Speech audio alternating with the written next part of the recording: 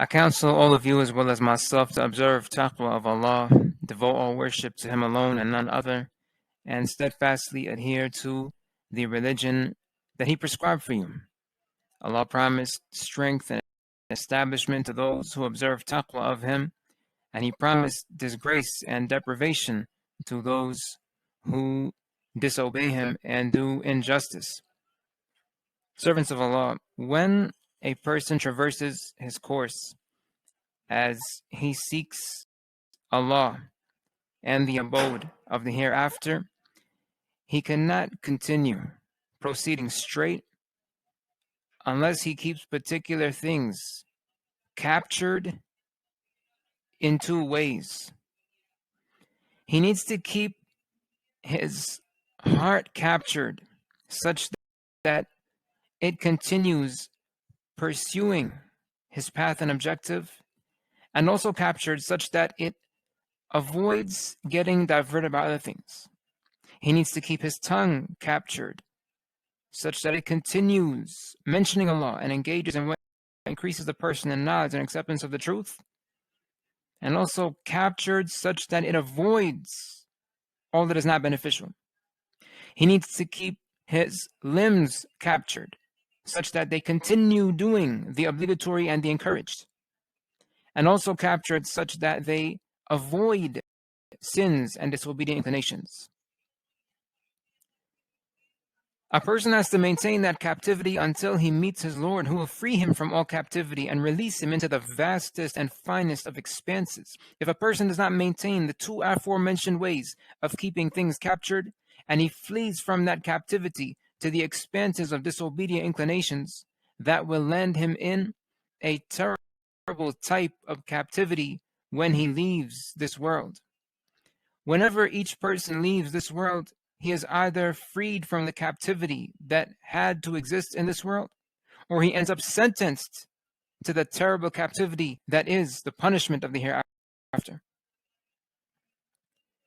Dear Muslims, out of Allah's mercy to His servants, He did not leave them without purpose. Rather, He made for them a light by which they can find guidance, a source of strength by which they can find support, and a weapon by which they can find defense. He did those things by sending them messengers who conveyed glad tidings and warnings, by instructing them to adhere to His directives and seek His assistance, and by urging them to observe taqwa, which is what defends against every harm. Taqwa is something whose root is in the heart, and its effects are manifested upon the limbs.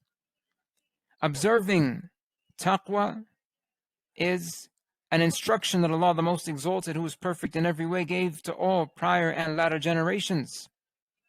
And He addressed the people of Iman in particular with this instruction by saying, "We most certainly commanded the people of the scriptures prior to you, as well as you yourselves, to observe taqwa of Allah." Servants of Allah, observing taqwa of Allah, the Most Exalted, who is perfect in every way, means worshipping Him by fulfilling His commands and avoiding His prohibitions, and doing so out of fearing His punishment, hoping for the reward that lies with Him, maintaining reverence for Him, having reverence for all that He has made sacred, and having sincere love for Him and for His messenger. May Allah grant him commendation and protection. Taqwa is mentioned in the Book of Allah more than 250 times. There are even instances when the instruction to observe taqwa is repeated twice or thrice in a single passage of the Quran. Taqwa is an instruction that Allah has repeated in the Quran numerous times. Allah said, "People of Iman, you must observe taqwa of Allah. Every soul must examine what it has prepared for tomorrow. You must continue to observe taqwa of Allah. Indeed, Allah is completely acquainted with everything that you do." In addition, The constant practice of the prophets and messengers with their respective peoples was imparting the instruction to observe taqwa. The Prophet Nuh, may Allah grant him continued protection, was the first of them. Allah the Most Exalted said, the people to whom Nuh was sent denied the messengers.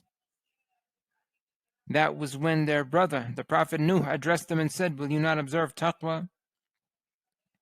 After him there was the Prophet Hud, may Allah grant him continued protection. Allah the Most Exalted said, the people known as Ad denied the messengers when their brother, the Prophet Hud, said to them, will you not observe taqwa? There was also the Prophet Salih, may Allah grant him continued protection. Allah the Most Exalted said, the people known as Thamud denied the messengers. That was when their brother, the Prophet Salih, said to them, will you not observe taqwa? There was also the Prophet Lut, may Allah grant him continued protection. Allah the Most Exalted said, the people to whom the Prophet Lut was sent denied the messengers. That was when their brother, the Prophet Lut, said to them, will you not observe taqwa? There was also the Prophet Shu'aib, may Allah grant him continued protection. Allah the Most Exalted said, the dwellers of Al-Aika denied the messengers. That was when the Prophet Shu'aib said to them, will you not observe taqwa? Furthermore,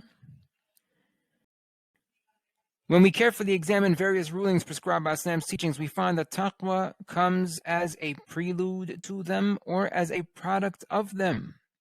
At the head of those instances comes the prohibition of usury. Allah the Most Exalted said, people of Iman, you must observe taqwa of Allah and give up any outstanding interest that is due to you, if you are truly people of Iman.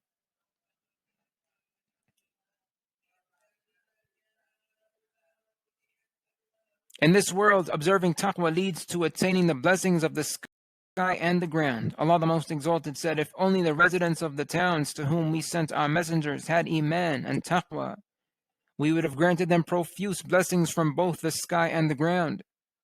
Then in the hereafter, that's the end of the passage from the Quran regarding this world.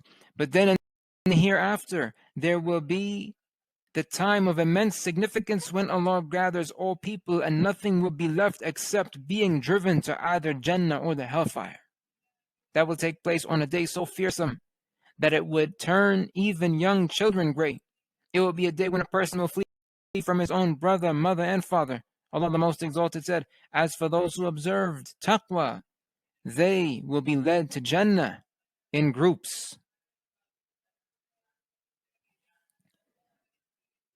Due to the immense importance of taqwa, the counsel given by Allah's Messenger, may Allah grant him commendation and protection, towards the end of his life, was to observe taqwa of Allah and to obey the leaders in authority. Al-Ibad ibn Sariyah, may Allah be pleased with him, narrated that the Prophet, may Allah grant him commendation and protection, had said, I counsel you to observe taqwa of Allah and to obey the leader in authority, even if a slave from Habasha was to take leadership over you. This is part of a hadith collected by Al-Imam Ahmad and Abu Dawood, as well as At-Tirmidhi, who graded it Hasan and Sahih. Ibn Rajab al-Hanbali, may Allah have mercy upon him, commented that this hadith contains two phrases that bring together all happiness in this world and the hereafter. Observing taqwa guarantees happiness in this world and the hereafter for anyone who adheres to doing so. And as for obeying the Muslim leaders in authority, that contributes to happiness in this world. It puts in order what is advantageous for the livelihood of Allah's servants, and it assists them in manifesting their religion and obeying their Lord.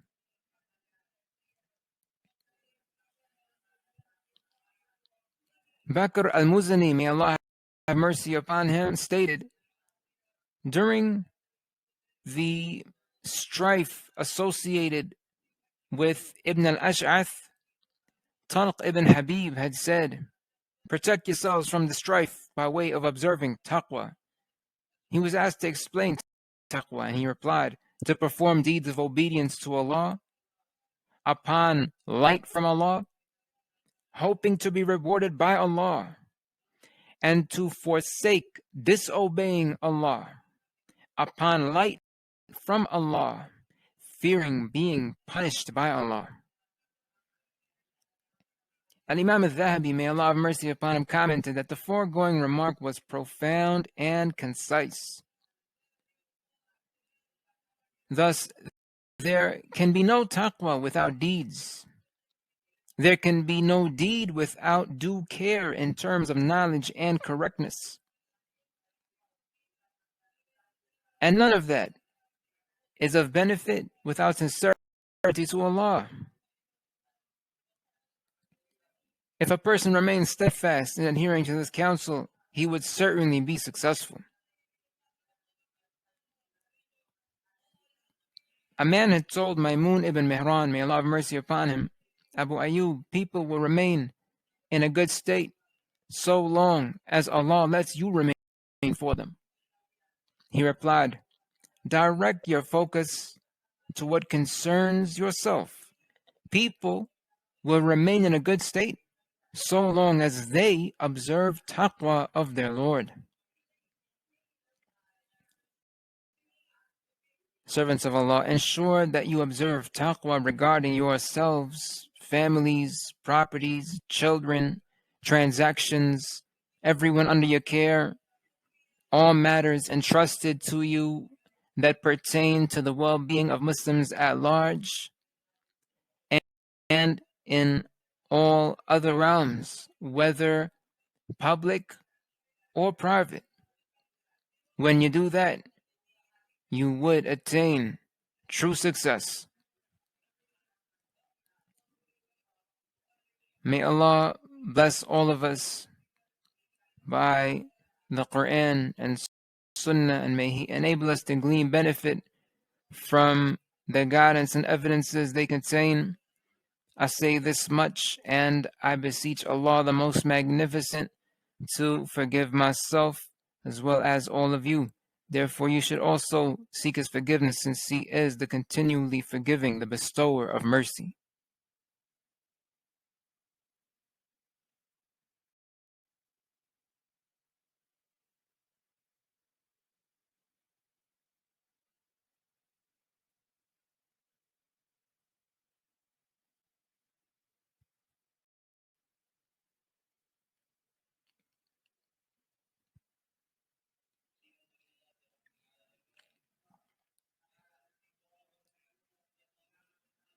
All praise is due to Allah, the Lord of all creation. He made mentioning Him a source of delight to people who accept and comply with the truth from Him. I praise Allah for all of His favors, and I beseech Him to grant us an increase of His bounty. I further implore Allah to grant commendation and protection to His final messenger, whom He sent as a mercy to all of creation. I counsel myself as well as all of you to observe taqwa of Allah, adhere to His religion, act in compliance with His directives, follow the guidance He sent, adorn yourselves with virtuous traits, and remain within the bounds that He set.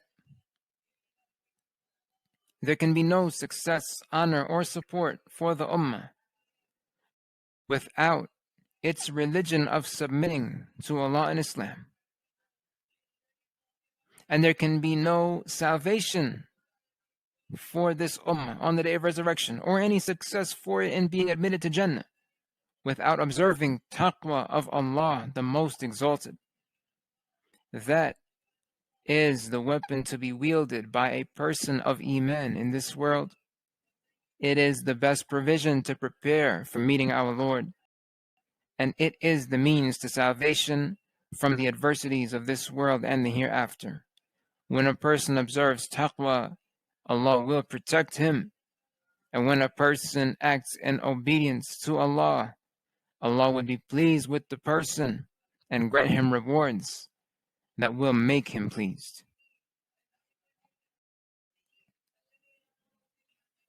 In conclusion, invoke Allah's commendation for the leader of His messengers. Allah instructed us to do so when He said, indeed, Allah grants commendation to the Prophet, and the angels invoke Allah to grant the Prophet even further commendation. people of Iman invoke Allah to grant the Prophet commendation and to grant him protection as well. O Allah, grant commendation and protection to your worshipping servant and messenger, our Prophet Muhammad. O Allah, be pleased with his four rightly guided successors in leading the Ummah, Abu Bakr, Umar, Uthman, and Ali. O Allah, be pleased with all the other companions of your Prophet as well. O Allah, grant strength to Islam and those who submit to you in Islam. O Allah, grant your guidance to the people of Islam who've gone astray. O Allah, defeat those who remain hostile towards the religion that you have prescribed. O Allah, protect the religion that you have prescribed. O Allah, you are the one who removes all distress and adversity. O Allah, you are the owner of all generosity and kindness. We beg you to send rain for us and to not let us end up among those who despair. O Allah, we beseech you to send rain down to us from the clouds. O Allah, we beseech you for abundant rain. O Allah, we call upon you to send rain for us that would bring forth the good things of the earth. O Allah, we implore you to send rain for us that brings relief, that produces benefit for us, that would be all-encompassing, that would come soon rather than later, and that would not cause any sort of harm. O Allah, we beseech you to grant water to your creatures and to spread your mercy. O Allah, we implore you to do that and to restore your dead earth to life. You are indeed able to do all things. Servants of Allah, remember that when you make mention of Allah, He will make mention of you. Remember that Allah is greater than all else and that He always has complete knowledge of everything that you do.